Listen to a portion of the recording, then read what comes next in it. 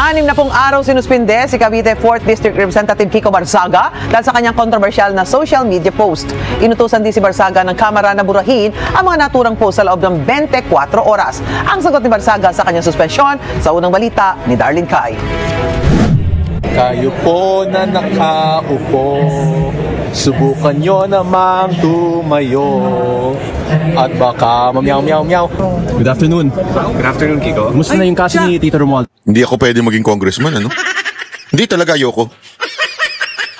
Ako, eto, itinutulak ko sila Boss Dada na ayusin yung party list. Sila Boss Dada, si Coach Oli, yung mga formal yan. Pero ako, hindi ako talaga. Ayoko talaga. Magsasayaw lang ako dyan, suspendido kaagad ako. Oh, ayaw sumagot. Ayaw sumagot, natatakot. Ay! Oh, yung babae na yun ang bastos. Yun ang bastos, yung babae na yun dapat ang suspindihin. Kung ako yun, do not touch my cellphone. Hinawakan yung cellphone, di naman kanya, ano yan, snatcher? Snatcher ka, madam? Bakit mo hinawakan yung cellphone? Bakit mo kinukuha? Snatcher ka? Dapat idemanda mo yan. Huwag ganyan. Nagalit na si Rep. Garin.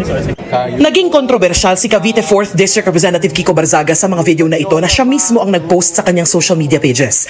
Mga post ni Barzaga ang basehan ng committee report ng House Ethics Committee na pinagtibay kahapon sa plenaryo. Inirekomenda ng komite na suspindihin si Barzaga.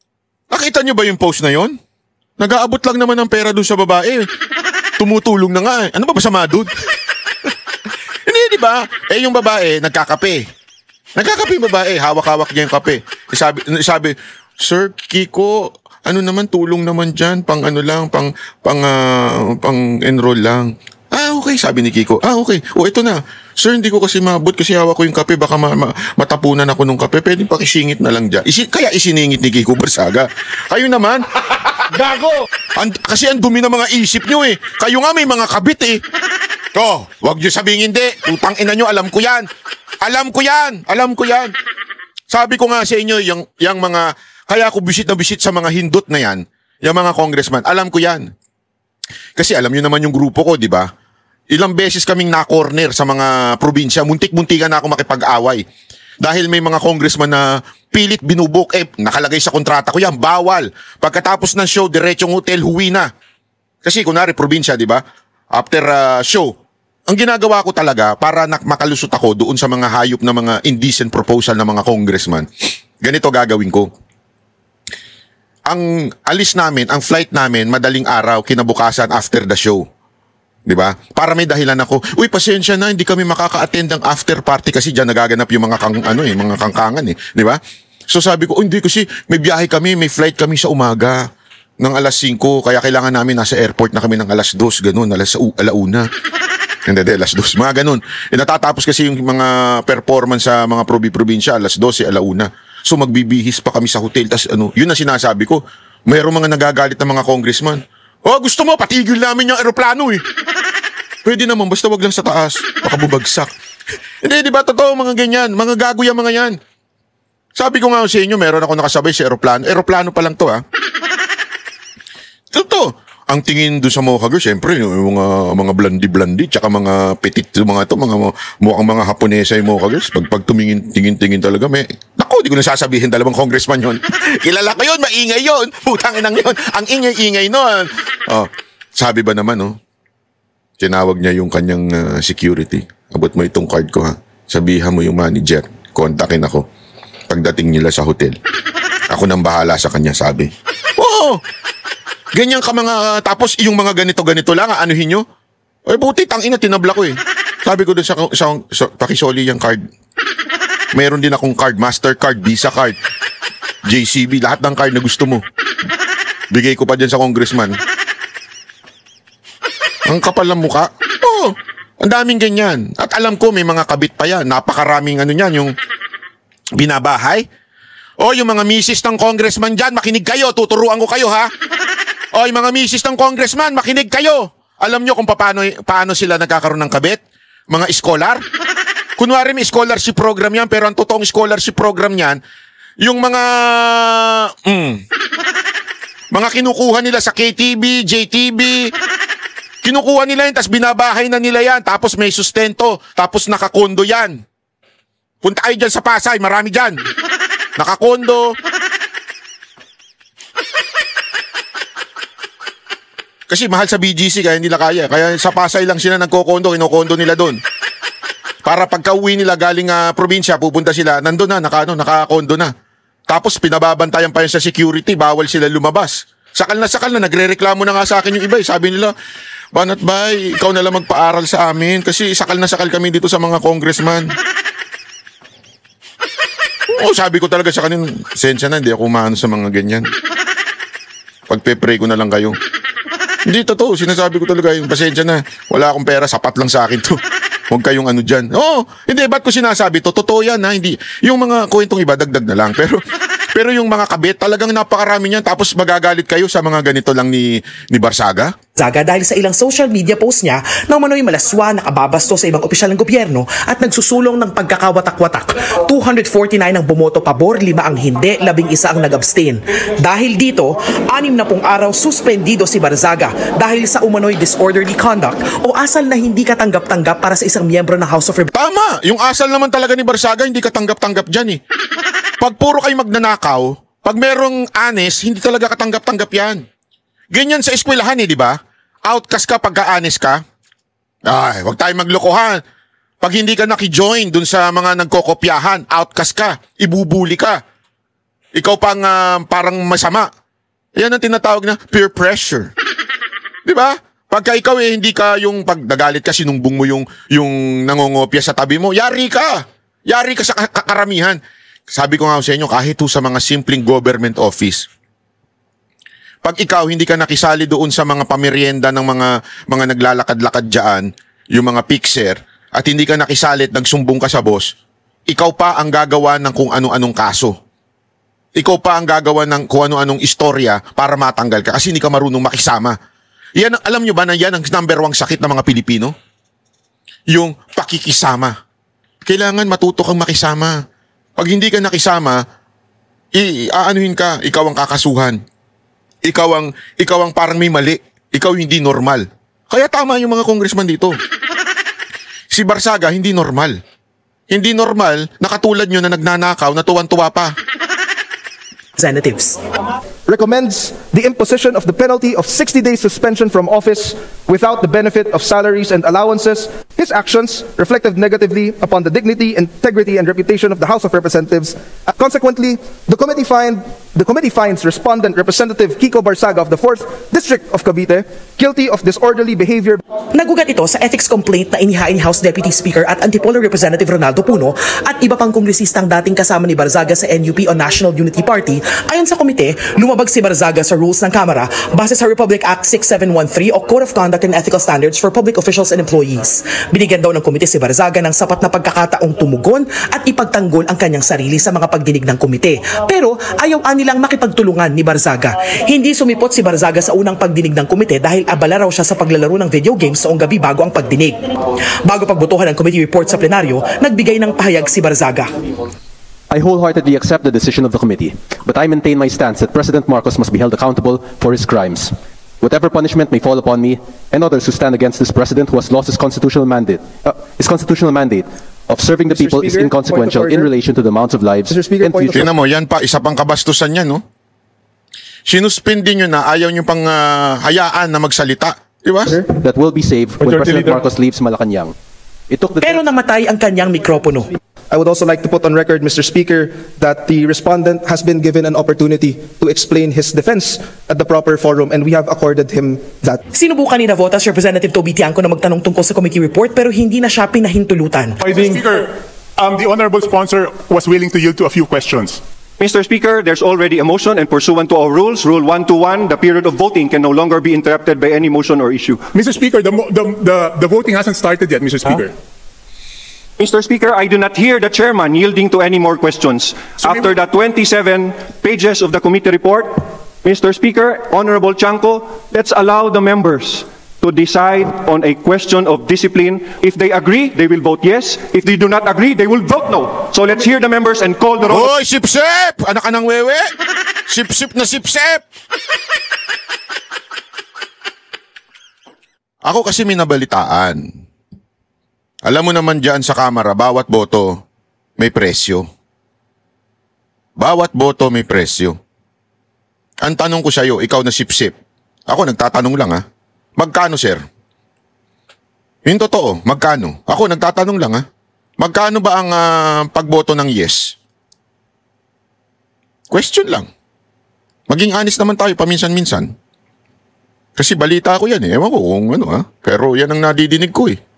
Merong bulong-bulungan dyan eh. Minadali nyo daw yan. Sobrang, sabi nga nila, urgent motion daw. Urgent daw talaga yan. Kailangan pagbotohan na para lumabas ang pondo. Magkano ang pagboto ng yes? Pakisagot nga ako, sir. Members. Pagkatapos ng botohan, ipinaliwanag ng ilang kongresistang bumoto ng hindi pabor sa committee report ang kanilang boto. Ang boto ko ay no, hindi dahil perpekto si Congressman Barzaga.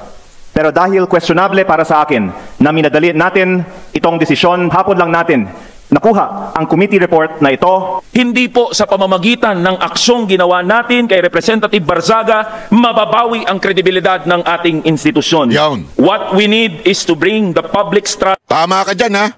Minsan kasi mali din ito pero ngayon tama ka dyan. Hindi kasi minsan totoo, etong batang to, bagong congressman to eh. Minsan yung kanyang bitaw, wala sa hulog. Sa totoo lang, ha? Wala sa hulog yung minsan niyang bitaw. Para sa akin. Pero this time, tama yung, ano mo, yung banat mo. Back in this house, and this pero gusto ko ito, yung sa kanyang pinaglalaban, yung ano, napaka-importante nun eh. Sa mga manggagawa kung saan eh, yung dapat walang provincial rate. Dapat simulan na eh. Kung gusto ninyong maayos ang trapiko, kung gusto ninyong maayos ang lahat, dito sa Maynila Metro. Wala, sobra na tayo eh. Oh, sobra-sobra na dami natin dito sa Metro Manila eh. Kaya dapat na talagang tanggalin na yung provincial rate eh. Ito yung pinaglalaban tong maman to eh. Kasi sabi nga eh, ito yung Cavite, halimbawa lang o yung Bulacan, tumapak ka lang kabila, iba na presyo ng pagtatrabaho doon. At ang dahilan talaga, karamihan ng mga naggagaling Cavite, Antipolo, Bulacan, Laguna, pumupunta pa sa Metro Manila para magtrabaho dahil doon sa mas mataas ang basic, yung minimum wage dito sa Metro Manila. Eh kung sa totoo lang, kung sila ay pareho lang, ang basic salary o basic o yung minimum wage sa probinsya, I don't think pupunta pa ng Metro Manila yung mga yan para magtrabaho kasi napakahirap ng mag-commute papunta ng Metro Manila. 'Di ba? Yan ang problema at yun yung pinaglalaban tong maman to. Diyan, sa parte na yan, saludo ko diyan. Firmly believe that this move will not help us to move in that direction. Habang suspendido, walang sweldo allowance si Barzaga. Patuloy namin kinukunan ng pahayagang sinuspending kongresista. Bukod sa 60-day suspension, binalaan din si Barzaga na ang pag-ulit sa kaparehong asal ay magre-resulta sa mas matinding parusa. Inutusan din siya ng komite na burahin ang mga inireklamong social media posts sa loob ng 24 oras. Ito ang unang balita. Darlene Kai para sa GMA Integrated News. Ayan, ito naman yung iba pang mga reaction. Maganda kasi yung mga reaction ng ng mga kakapwa niya mambabatas. Sorry, hindi yan. Ito. 5 kongresista ang tumutol sa rekomendasyon ng House Ethics and Privileges Committee na patawan ng 60 araw na suspensyon si Cavite 4th District Representative Francisco Kiko Barzaga. 249 naman ang bumoto ng pabor at 11 ang abstentions o tumangging bumoto kaya ini-adapt ang findings ng komite. Ibig sabihin sa loob ng 2 buwan, walang tatanggaping sahod o allowances bilang mambabatas si Representative Barzaga. Sa hatol ng ethics panel na pinagtibay ng Kamara, guilty ang Cavite congressman sa disorderly behavior o hindi maayos na pag-uugali bilang isang kinatawan. Nag-ugat ito sa reklamo ng mga dating kasamang kongresista sa National Unity Party laban sa neophyte lawmaker dahil sa social media post nitong nag-uudyok umano ng sedition o pag-aalsa sa gobyerno, gayon din ang mga itinuturing na indecent o malalaswang larawan. Consequently, the committee finds respondent Representative Kiko Barzaga of the 4th District of Cavite guilty of disorderly behavior by violating Section 141A Rule 20 of the Rules of House of Representatives, 4C of RA 6713 or the Code of Conduct and Ethical Standards for Public Officials and Employees, and by engaging conduct unbecoming of a member of the House, and recommends the imposition of the penalty of 60 days suspension from office without the benefit of salaries and allowances during the period of suspension, with a stern warning that repetition of similar misconduct will result to a more severe disciplinary action. Gayunman, kinundena ng ilang kongresista ang pataw na parusa ng Kamara kay Congressman Barzaga. Tila minadali umano ito. Questionable para sa akin na minadali natin itong desisyon dahil ngayong hapon lang natin nakuha ang committee report na ito at si Congressman Barzaga lang ang tinampahan ng kaso ng Committee on Ethics. Grabe, no? Kung paano yung ginawa nilang pambabalasubas kay VP Sara Duterte, ginawa din na dito. Minadali. Kasi dapat yan, pag-aaralan muna yung committee report. Pag-aaralan muna kung, ano mo yun, kung okay ba, ano ba masasabi dun sa, ano yung mga i-final, di ba? Hindi eh. Minadali. O ito, tali ka na, botohan na. Kung maaalala ninyo. Kaya yung nagsabi sa akin, medyo sabi ko, may tama to, may punto. Yung naalala nyo sa impeachment ni VP Sara Duterte, na kwento na kinulong sila, tapos may mga, alam mo na, budget, basket pagkalabas ng may paper bag, nadala-dala sila pagkatapos nilang pagpipirma, di ba? Pero, hindi na pinakita yung complaint kay VP Sara Duterte. Sabi, parang ganito din daw to. Wala nang complaint na pinabasa. Basta binigay, botohan na tayo, madalian na. Pagka, alam mo yun, pag may minamadali, alam mong merong involved, di ba? Pag minamadali, malalaman mo na talaga na, bakit? Ano ba yung mga minamadali? Yung mga pictures. Di ba yung mga pictures? Minadali yun eh. Minadali ho yun. Para, alam mo yun, para mapabilis yung kung ano man transaksyon na ginawa. Bakit gayon? Ay, isa lang ibig sabihin nun. May perang involved. Ang boto ko ay no, lalo na dahil inuuna natin ang kaso niya kaysa sa mga mas seryosong isyong kinakaharap ng isa sa mga kasamahan natin. Isang kapwa kong Batanggenyo na nandito ngayon na bumoto sa kaso ni Congressman Barzaga. Hindi ba nakakahiya maging miyembro ng Kongreso dahil parang naging normal na meron tayong isang kasamahan na inakusahan na nagbayad para sa mahigit 100 billion pesos ng mga kontrata sa DPWH? Walang binanggit na pangalan si Congressman Leviste pero nakuhanan nito ng video na inakbayan si CWS Party List Representative Edwin Garjola habang nasa plenary hall. Ang inaakusahan nitong top contractor ng Department of Public Works and Highways o DPWH sa Kongreso. Isa rin si Congressman Garjola sa tinagurian ng Independent Commission for Infrastructure na contractors at inirekomenda sa ombudsman na ireklamo dahil sa posibleng koneksyon sa construction companies na nakakuha ng flood control project sa gobyerno. Samantala, para naman sa ilang opisyal ng House Minority Bloc, labis ang parusang ipinataw kay Representative Barzaga. If he has indeed acted beneath the dignity of his office, then by all means, reprimand him, hold him to account. But discipline must always be commensurate to the transgression, and in this case, I believe this August chamber is responding with excessive severity. A reprimand being the initial and least severe action should have been the proper first recourse, especially where the conduct, while objectionable, does not involve corruption, criminality, abuse of authority, or behavior so grave as to render a member unfit for office. The speech may be harsh.